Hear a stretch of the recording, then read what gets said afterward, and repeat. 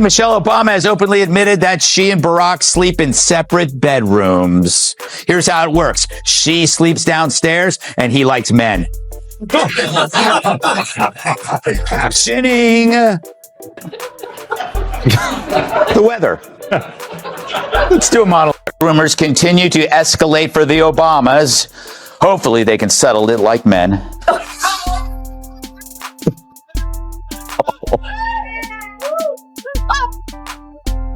And my goodness, you want to talk about the most overrated political hype of a generation? It would go to Michelle Obama. Anyway, that's just a side note that's been on my mind for a while. I'm happy to make fun of her look. It's very strange. It was Benny Johnson who dubbed that one hairstyle the Stegosaurus. I'm not getting into that. Like 3 bumps on the back, Stegosaurus. It's very strange. Just when Michelle Obama thought she could fade into Netflix fame with green smoothies and feel-good quotes, Greg Gutfeld and Megyn Kelly crashed in like a truth tornado. Gutfeld's jabs cut deep, Megyn's digging hard, and suddenly the queen of cool is sweating. What did they find? It's messier than a bag of kale chips. Michelle thinks American men suck. Let me warn you, your rage does not exist in a vacuum. If we don't get this election right, your wife, your daughter, your mother, we as women will become collateral damage to your rage. To the women listening, we have every right to demand that the men in our lives do better by us. We have to use our voices to make these choices clear to the men that we love. Our lives are worth more than their anger and disappointment. What's that pitter-patter sound I'm hearing in the background? It's the footsteps of Barack running to vote for Trump. Michelle Obama walks into the spotlight like it's a runway, arms moving, eyes locked, and media in awe. They throw roses like she cured inflation, rewrote the Constitution, and baked gluten-free brownies in one afternoon. Every time she speaks, America's supposed to feel inspired. No pressure, just your ex-first lady turned queen of moral vibes. Now she's being softly roasted by Megyn Kelly and Greg Gutfeld like a marshmallow pretending it's a torch. So, Kat, they know that they're having a hard time with men. Right. Doesn't seem like this is the right strategy. No. She basically says that they're hurting women by voting for Trump. But I think they don't understand that where it comes from in the first place is that people are sick of being told how bad they are and talked down to, and Let's be honest, Michelle Obama's political presence is like tofu at a barbecue. It doesn't belong, but it still shows up, soaked in moral lectures, claiming it's the main dish. For years, she's repackaged herself as America's unofficial therapist, handing out bite-sized quotes about hope and belief like a self-help stand in a collapsing mall. Republican women are too dumb to make up their own minds about President Trump. They did it because they're men. Told them to after that ridiculous, remember that ad the Democrats ran with Julia Roberts voiceover where the women I remember. like it's our little secret. Yep, yeah, this is what they think of. This is what they think of Republican women. And here comes Megyn Kelly, fully done with Michelle's latest non-political tour. Because nothing says not running like nonstop press, Netflix deals.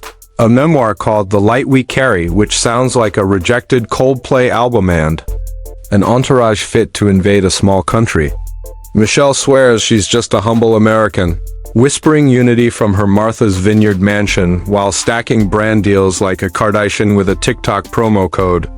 Michelle Obama, listen to this. And at this phase of my life, I'm in therapy right now because I'm transitioning. You know, I'm 60 years old. I've finished a really hard thing in my life with my family intact. I'm an empty nester. My girls are in, they've been launched. And now for the first time, as I've said before, every choice that I'm making is completely mine. I now don't have the excuse of, well, my kids need this or my husband needs that or the country needs that. So how do I think about this next phase? Once again, speaking a reference to her time as First Lady negatively, and I'm transitioning. I mean, an interesting choice of words, given how the internet refers to her. Greg Gutfeld, always the snarky gremlin in a world of political Tinkerbells, couldn't resist calling out Michelle's pedestal status. Let's be real, Michelle Obama gets treated like she floats. She could spill coffee on a puppy and MSNBC would call it bold.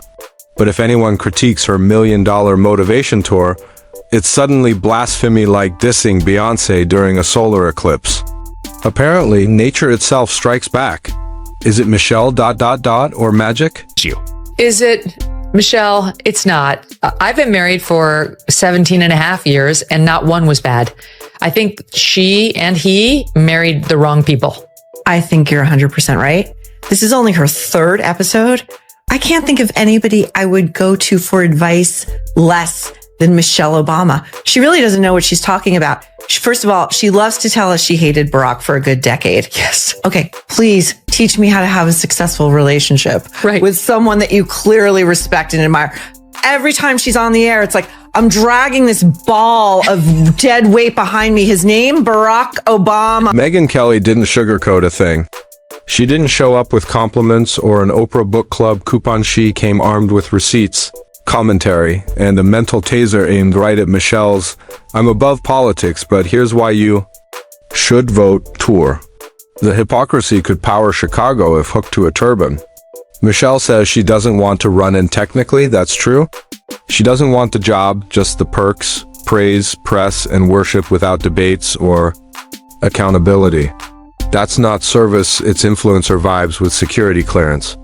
She's political Barbie with a built-in PR team, and this isn't harmless spotlight grabbing. Michelle's now the emotional shield for Barack's legacy. If he fumbles, no problem. She give a touching speech about resilience while sipping sangria with Oprah. She's like a political Clippy. Looks like you're being criticized. Need help with poetic deflection? They blame gender for her surrender. This week, Michelle Obama scolded female Trump supporters in front of an audience at a business conference in Boston, a city in Massachusetts. She said the former First Lady, quote, "Any woman who voted against Hillary Clinton voted against their own voice. What does it mean for us as women that we look at those two candidates and many of us said, that guy, he's better for me. His voice is more true to me." Well, to me, that just says you don't like your voice. You like the thing you're told to like. I don't get this. No one likes their own voice.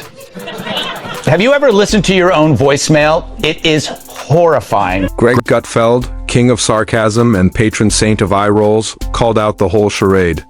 Michelle, he says, is like that coworker who hates drama but schedules team building that ends in tears and lawsuits. She claims she's not political yet. Shows up every election like a motivational jack-in-the-box, and when she does, the media throws a parade like she just ended fascism with a TD talk. Let's not forget the Netflix doc where she walks stadiums like a prophet, just with better lighting and a glam squad. She wasn't selling books. She was preaching her misunderstood life story under a spotlight brighter than Ecuador's GDP and her disdain for politics.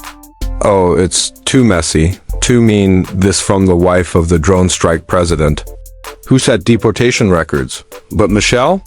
She's just here for light and healing conversations, preferably sponsored by Amazon Prime and hosted by Ellen. Even her fashion feeds the fantasy.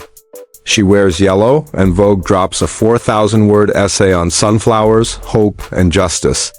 She wears boots. Those boots speak truth to power. Gutfeld jokes she could wear a hazmat suit and the New York Times would headline, "Michelle Obama destroys pathogens with elegance." Like the two ears up there, these two big balls on the left and the right of her head. Like, what kind of midlife crisis is she in the throes of right now? No, she's constantly... Did you see the other one where she had the three balls on the back of her head? And I think it was Benny Johnson was calling it her Stegosaurus cut. That's what it looks like the back of a Stegosaurus. Megyn Kelly wasn't falling for the glamour filter either. She called out the uncomfortable truth. Michelle loves political perks, but not the criticism. She wants the power, not the accountability. She's mastered the political version of having her cake, eating it, and blaming you for noticing the crumbs. And who could forget her latest rebrand as the Weary Saint? She told millions how painful it was to be called angry, while softly throwing shade at half the country in bedtime monologues that could pass as audible sleep aids. It's passive-aggressive righteousness at its peak. This is the same. Michelle, who once dismissed flyover states, then launched a voter campaign targeting them with the energy of someone explaining TikTok to their parents. Suddenly, she's for the people, but only during election years. Between cycles, she's on a yacht whispering to a potted plant about democracy. Greg Gutfeld joked that Michelle might be the only person who can attend a fundraiser, bash capitalism, and walk out with a $300,000 check and a complimentary ethical diamond. And Megyn Kelly agreed, pointing out that Michelle's brand isn't just political, it's now a full-blown lifestyle franchise. There's probably a Michelle Obama branded candle out there that smells like vague moral superiority. And, the condescension doesn't work. None of what they're doing really works. I mean, the Walls AOC live stream of them playing Madden together was supposed to be to get like dudes who like football on their side, and they did it during football. Like, who's consulting them on this stuff? Yeah. It's a woman, probably, also.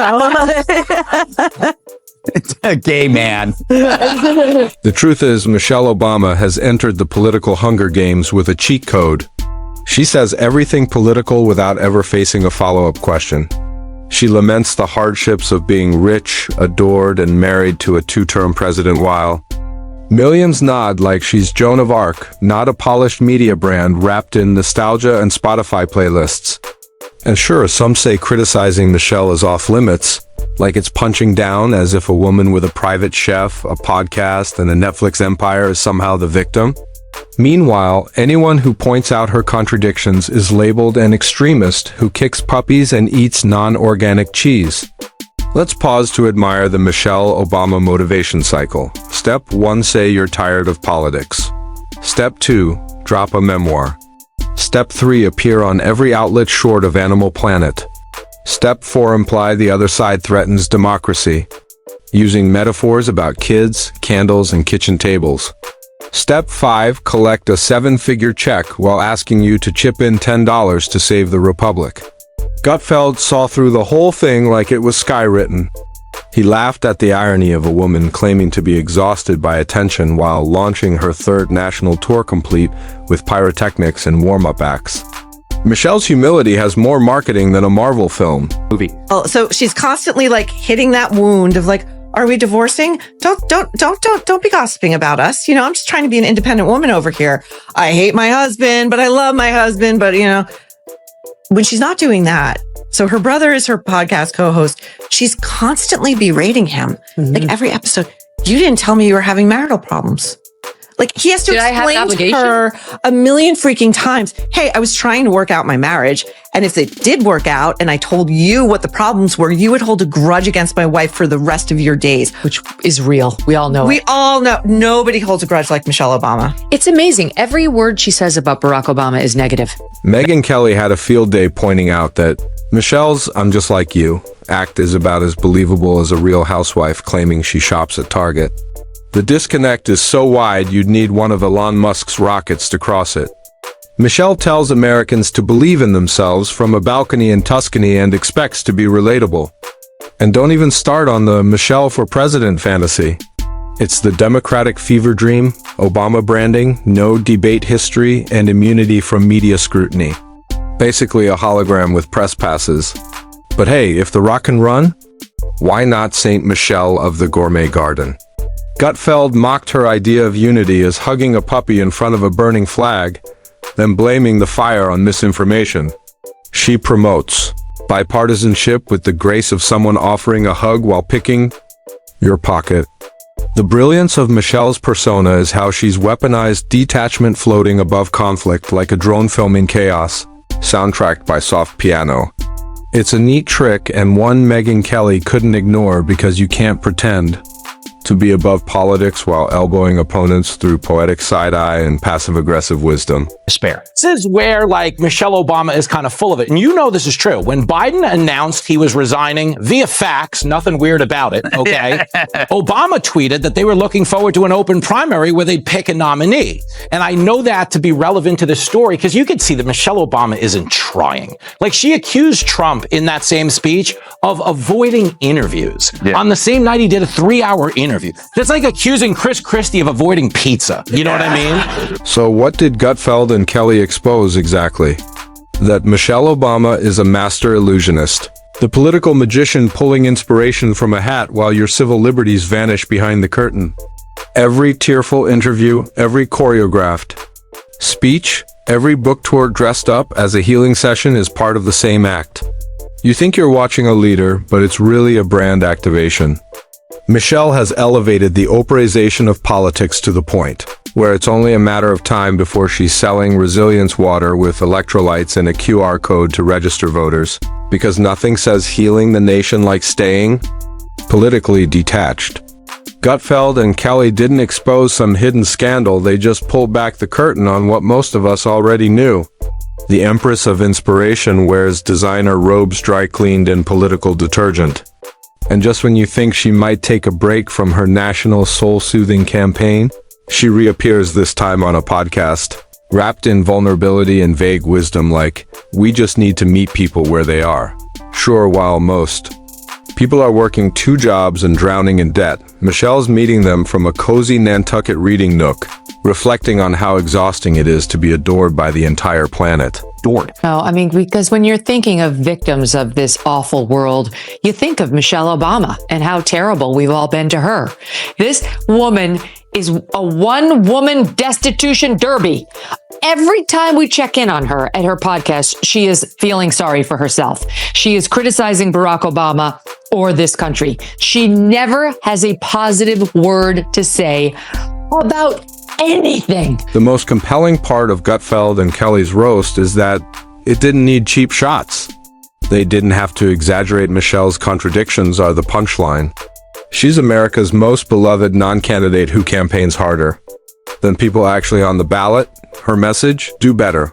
Her lifestyle, but make it luxury.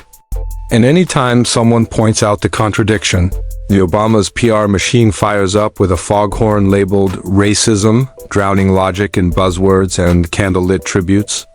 The absurdity isn't that Michelle Obama is powerful, it's that she pretends not to be while quietly wielding more influence than half of Congress.